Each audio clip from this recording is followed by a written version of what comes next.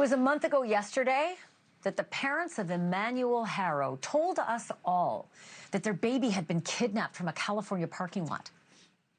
Emmanuel has not been seen since, and police now say he'd actually not been seen for days before that either, and may have been killed as early as August 5th. Police presume that he was murdered, and they've charged both of his parents, but this is not the first case involving that dad, Jake Haro, and a very small baby of his.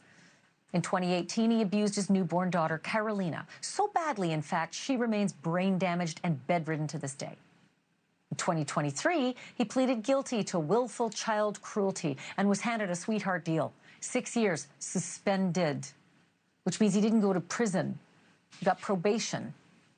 And the Riverside County DA, along with many others, say that is a travesty.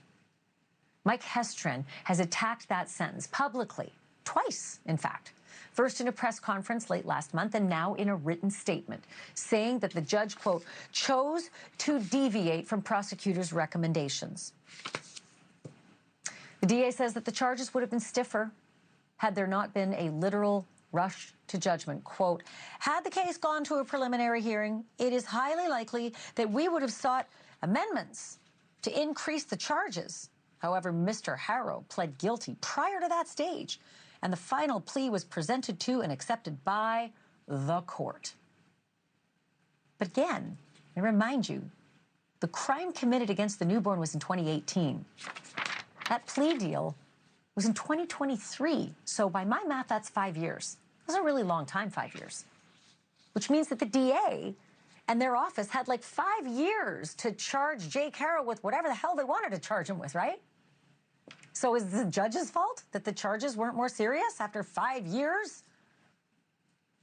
In any case, while Jake Haro was out on probation in 2024, he allegedly violated said probation by having a handgun. And this is where it gets a little sticky. He was in and out of court 3 different times. And each of those times could have been sent back to prison, could have been, or at least held there, locked up, until they settled the matter. Usually probation, found with a gun, usually go right back in. But he went in and out 3 times. And according to the Long Beach Post, prosecutors never once objected to Jake Haro remaining free on $60,000 bail.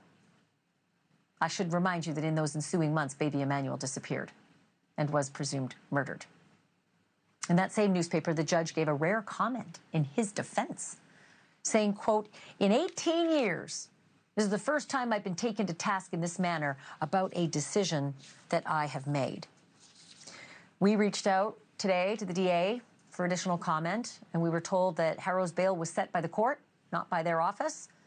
They promised to answer more questions at a press conference tomorrow morning. We're going to keep you posted, but man, oh man, you don't see this very often. DAs going after judges, judges going out publicly and saying, what? Lots more in this case. Thank you for watching. Subscribe below and download our NewsNation app right now on your phone, and you will get fact-based, unbiased news for all Americans.